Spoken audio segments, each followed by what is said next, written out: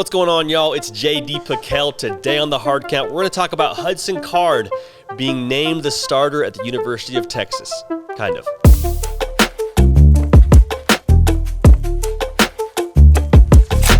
Welcome into 365 Sports. This is the Hard Count, one of many shows across our channel, and we're grateful you're here. We want you to stay here, subscribe, tell a friend to tell a friend, take their phone, subscribe for them. They will thank you later, and we will thank you in addition, as we thank you probably before, after, and during your stealing of their phone. That was weird, but let's get into it. Bottom line, Hudson Card was kind of named the starter, as we mentioned in the open. He was named the starter when a reporter asked Steve Sarkisian about it. So as opposed to a lot of what the other schools are doing with graphics and announcements and making it a big thing of, hey, we're going to have this guy be the starting quarterback. Someone said, Steve Sarkisian, do you feel comfortable naming a starter? He said, yes, actually, we do. Hudson Card's going to start the first game for us. And so that for me was kind of a head scratcher, like, okay, so what if he didn't ask that question? Would you have named the starter? Would you have said, hey, Hudson Card's our guy, we're rolling with him? Remains to be seen, but he also mentioned Casey Thompson is going to play. So we got Hudson Card playing first. Casey Thompson will get snaps and eventually sort of play. So the narrative that a lot of media outlets were saying was they were going back and forth. It was a battle during camp, and they kind of went to the bitter end. Someone else that was tracking the program, and so I don't want to say they're on the inside, like an inside source that I somehow have, but someone that I know that tracks football with the University of Texas fairly closely. His name's Texas Homer. Follow him. He's great. Does great stuff on YouTube. He basically said, no, Hudson Card was taking reps with the ones for the majority of the last week of camp. Like, it was kind of his job at the end of camp. The thing that I think is concerning, the fact that you have both guys playing makes me think if you're Steve Sarkisian, no guy has really just taken the job by the throat and said, this is my job, this is my team, come and take it from me. And so we talked about it a little bit, Paul Catalina and I did, on one of the big 1-2 shows that came out. If you have two quarterbacks, you don't have one. And I mean, that's from an offensive perspective. I mean, in terms of what you want to do offensively, you build around your quarterback, you make sure they're comfortable, but also from a locker room perspective. Like, guys in the locker room want to have a leader. You want to have somebody be the alpha male and take control of that locker room, take the reins and say, no, this is my team.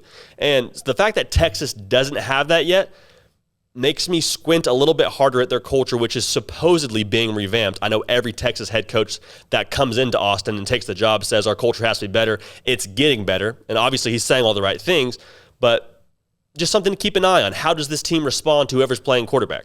Now, when it comes to who is going to be playing quarterback, obviously with Hudson Card, how he fits in this offense, he's probably more of your comp to Mac Jones. Not to say he is Mac Jones, but if you had to say between Sam Ehlinger of Casey Thompson and Mac Jones of Hudson Card, he probably falls closer to the Mac Jones comp, meaning he's got the big arm, very lively arm. He's sort of a dual threat in nature, but he's not going to be the Tim Tebow, Sam Ehlinger, Casey Thompson type, thick lower body and run you over. He's going to create plays. He's got some good speed, good quickness.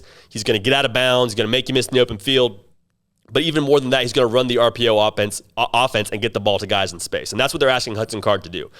So for Casey Thompson, the big thing about him was he had that huge bowl game at the end of the year, came in relief of Sam Ehlinger when he got hurt and absolutely lit it up. And so as a Texas fan watching that game, you're saying, oh my gosh, we got this guy who's going to come in, start day one. He's got the job from the jump from this game to the rest of the offseason. Like, it's his job to lose.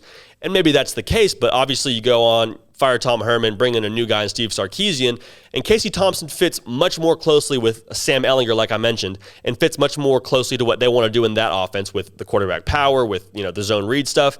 He's kind of built for that offense, and Hudson Card is built more closely with Steve Sarkisian's offense. And so that's the reason why I think Hudson Card took the reins and took over the job.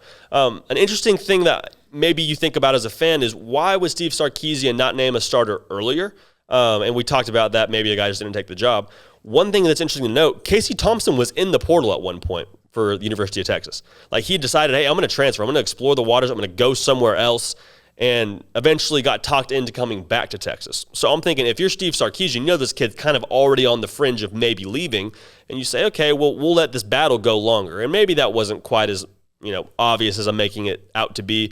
Maybe that's a little bit conspiracy theory-esque, but I do think it serves the purpose of, if you're Steve Sarkisian, you're better off having two good quarterbacks on your roster as opposed to having just one good quarterback on your roster. Like, that's simple math. Also, if Casey Thompson goes somewhere else, as the transfer portal has now allowed for players to go at the drop of a hat and have, you know, no penalty for sitting out, he could hurt you if he's on another team.